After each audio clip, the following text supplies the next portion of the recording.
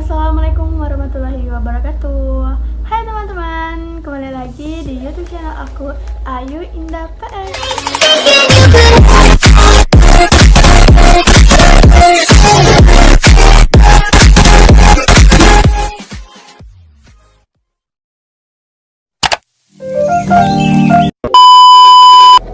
Hai guys, perkenalkan nama saya Ayu Indah Permatasuci. Aku dari Prodi S1 Farmasi semester 2B Universitas Gadjah Mada Palembang. NIM aku 191100098. Di sini saya akan mempresentasikan sebuah materi mengenai oral suspensi untuk melengkapi praktikum farmasi fisik saya. Sebelumnya itu aku mau jelasin apa sih itu suspensi. Nah, suspensi itu adalah sediaan cair yang mengandung partikel padat tidak larut yang terdispersi dalam fase cair menurut Farmakope 4 tahun 1995 di halaman 17. Jadi yang ada Farmakope di rumah kalian bisa baca di sana apa pengertian dari suspensi ya. Nah, bahwa suspensi itu juga tergolong menjadi suspensi oral dan suspensi topikal. Jadi untuk mengetahui apa sih itu suspensi oral dan suspensi topikal, kalian lihat di PPT sebelah ini ya. Sediaan yang digolongkan sebagai suspensi adalah 1. Suspensi oral dan 2. Suspensi topikal. Suspensi oral adalah sediaan cair yang mengandung partikel yang dapat terdispersi dalam pembawa cair dengan bahan pengaroma yang sesuai dan ditunjukkan untuk penggunaan oral. Sedangkan suspensi topikal adalah sediaan cair yang mengandung partikel padat yang terdispersi dalam pembawa cair yang ditunjukkan untuk penggunaan pada kulit. 3. Suspensi tetes. Contohnya dari lotion termasuk dalam kategori 5. Suspensi untuk injeksi dan 6. Suspensi untuk injeksi terkonstitusi. Nah, di sini bisa kalian baca sendiri apa perbedaan-perbedaan antara keenam dari golongan suspensi tersebut. Bisa kalian pahami apa sih suspensi tetes. Suspensi tetes itu terdapat pada sediaan cair yang mengandung partikel-partikel halus yang ditunjukkan untuk diteteskan telinga bagian luar. Sedangkan optalmik adalah sediaan cair steril yang mengandung partikel-partikel yang terdispersi dalam cairan pembawa untuk pemakaian pada mata. Pada injeksi adalah sediaan berupa suspensi serbuk dalam medium cair yang sesuai dan yang tidak disuntikan secara intravena atau ke dalam larutan spinal. Sedangkan injeksi terkonstitusi adalah sediaan kering dengan bahan pembawa yang sesuai untuk membentukkan yang memenuhi semua persyaratan. Suspensi steril. Dan di sini adalah contoh dari suspensi dalam pengobatan sirup. Syarat adanya suspensi yaitu adalah 1. Suspensi tidak boleh diinjeksi secara intertekal. 2. Suspensi yang dinyatakan untuk digunakan dengan cara tertentu harus mengandung zat antimikroba. 3. Suspensi harus dikocok sebelum digunakan. Jika dikocok harus segera terdispersi kembali. Suspensi harus disimpan dalam wadah tertutup rapat. Zat terdispersi harus halus dan tidak boleh mengendap. Dapat mengandung zat tambahan untuk menjamin stabilitas suspensi. Kekentalan suspensi tidak boleh terlalu tinggi agar sediaan mudah dikocok dan dituang. Karakteristik suspensi harus sedemikian rupa sehingga ukuran partikel dari suspensoid tetap agak konstan untuk yang lama pada penyimpanan. Nah, pada stabilitas suspensi, salah satu tindakan untuk menjaga stabilitas suspensi adalah memperlambat penimbunan partikel serta menjaga homogenitas dari partikel. Beberapa faktor yang mempengaruhi stabilitas suspensi ialah 1. Ukuran partikel, 2. Kekentalan. Nah, dari ukuran partikel ini artinya semakin besar ukuran partikel, semakin kecil luas penampangnya. Sedangkan kekentalannya atau viskositas, kekentalan suspensi tidak boleh terlalu tinggi agar sediaan mudah dikocok dan dituang. Hal ini dapat dibuktikan dengan hukum Stokes ya. Nah, di sini dijelaskan bahwa bagaimana mencari dari hukum Stokes untuk mencari sebuah kekentalan. Nah, ketiga itu adalah jumlah partikel atau konsentrasi. Apabila di dalam suatu ruangan berisi partikel dalam jumlah besar, maka partikel tersebut akan susah melakukan gerakan yang bebas karena sering terjadi benturan antara partikel tersebut. Sedangkan yang keempat yaitu adalah sifat atau muatan partikel. Ada kemungkinan terjadi interaksi antara bahan tersebut yang menghasilkan bahan yang sukar larut dalam cairan tersebut. Karena sifat bahan tersebut sudah merupakan sifat alam, maka kita tidak dapat mempengaruhinya. Bahan-bahan pengental sering disebut sebagai suspending agent atau bahan pensuspensi. Umumnya bersifat mudah berkembang dalam air atau hidrokoloid. Bahan pensuspensi atau suspending agent dapat dikelompokkan menjadi dua, yaitu satu, bahan pensuspensi dari alam. Nah, bahan pensuspensi alam dari jenis gom sering disebut gom atau hidrokoloid. Gom dapat larut atau mengembang atau mengikat air sehingga campuran tersebut membentuk mucilago atau lendir yang dapat menambahkan viskositas dan stabilitas suspensi. Cara mengerjakan obat dalam suspensi, yaitu satu, metode pembuatan suspensi yang dibuat secara metode dispersi atau metode presipitasi. Nah, metode dispersi dengan cara menambahkan serbuk bahan obat ke dalam mucilago yang telah terbentuk kemudian baru diencerkan. Untuk menurunkan tegangan antar muka antara partikel zat padat dengan cairan tersebut perlu ditambahkan zat pembasah atau wetting agent. Sedangkan menggunakan metode presipitasi, zat yang hendak dispersi dilarutkan dahulu dalam pelarut organik yang hendak dicampur dengan air. Setelah larut dalam pelarut organik diencerkan dengan larutan pensuspensi dalam air. Cairan organik tersebut adalah etanol, propylene glikol, dan polyethylene glikol. Ketiga, sistem pembentukan suspensi, sistem flokulasi dan sistem deflokulasi.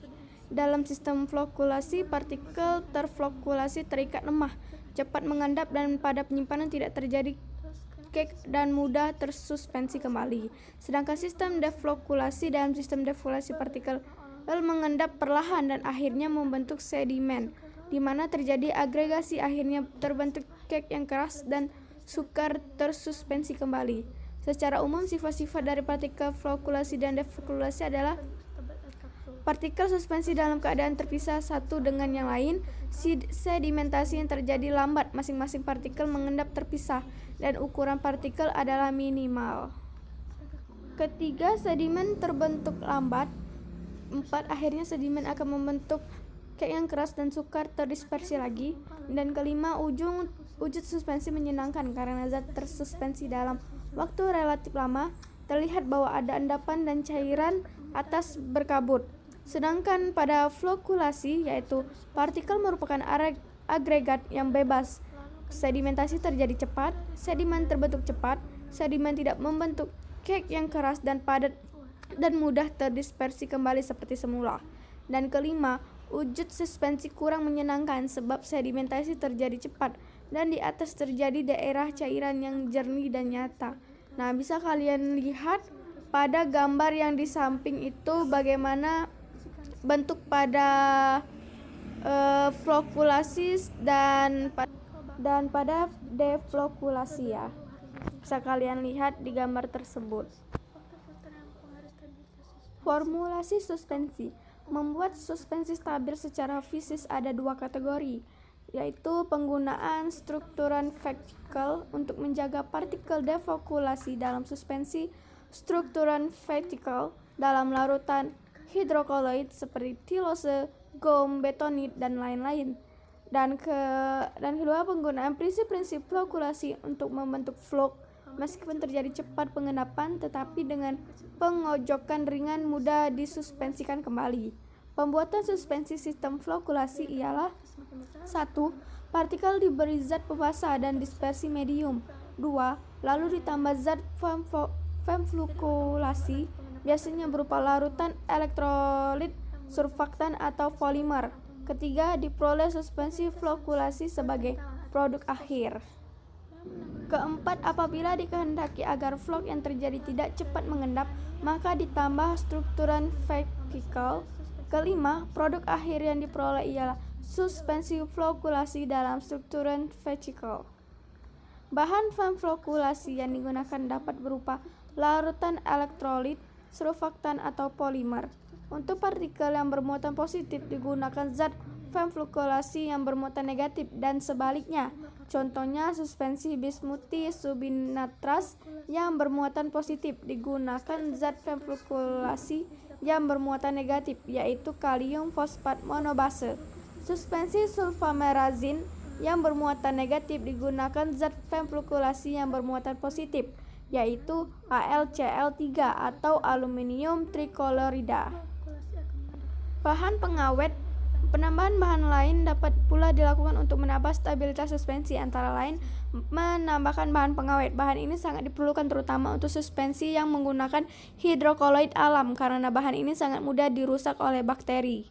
Di samping itu banyak pula digunakan garam kompleks dari merkuri untuk pengawet karena memerlukan jumlah yang kecil, tidak toksis dan tidak iritasi, misalnya fenil merkuri nitrat, fenil merkuri klorida, dan fenil merkuri asetat. Pada penilaian stabilitas suspensi itu antara lain 1. Volume sedimentasi, 2. Derajat flockulasi, 3. Metode rheologi, 4. Perubahan ukuran partikel. Nah, keuntungan dari sediaan suspensi ini ialah baik digunakan untuk pasien yang sukar menerima tablet atau kapsul, terutama anak-anak. 2. Homogenitasnya tinggi. 3. Lebih mudah diabsorpsi daripada tablet atau kapsul karena luas permukaan kontak antara zat aktif dan saluran cerna meningkat. 4. Dapat menutupi rasa tidak enak atau pahit obat dari larut atau tidaknya. Sedangkan 5. Mengurangi penguraian zat aktif yang tidak stabil dalam air. Nah, jadi itu adalah keuntungan dari sediaan suspensi. Bisa kalian lihat sendiri bagaimana perbedaan antara sirup dan tablet. Adapun juga kekurangan serta kelebihannya ya guys.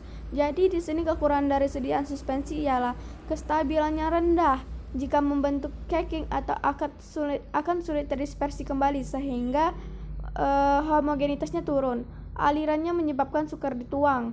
Ketempatan dosis lebih rendah daripada bentuk sediaan larutan. Pada saat penyimpanan kemungkinan terjadi perubahan sistem dispersi, terutama jika terjadi fluktuasi atau perubahan temperatur. 6. Sediaan suspensi harus dikocok terlebih dahulu untuk memperoleh dosis yang diinginkan. Nah, pada gambar ini ialah contoh dari suspensi oral pada antasidadoen, tablet, dan sirup. Nah, antasidadoen itu obat apa sih? Nah, antasidadoen itu adalah obat dalam bentuk tablet kunyah dan suspensi yang digunakan untuk mengatasi peningkatan kadar asam di lambung yang dapat memicu MAH, kembung, serta gangguan pencernaan lainnya.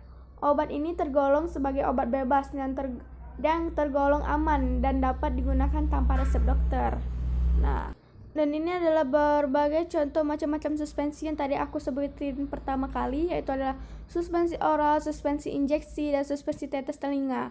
Nah, kalau pada suspensi oral itu kebanyakan pada sirup, sedangkan suspensi injeksi itu pada suntikan, sedangkan suspensi tetes telinga itu pada tetesan yang di obat tetes telinga ya guys. Nah, baiklah teman-teman, mungkin itu saja presentasi yang bisa saya sampaikan, dan kesimpulan yang bisa kita ambil dari materi tersebut adalah suspensi adalah sediaan cair yang terdiri dari 2 fase, yang masing-masing fase apabila terdapat di alam tidak akan bisa disatukan atau digabungkan.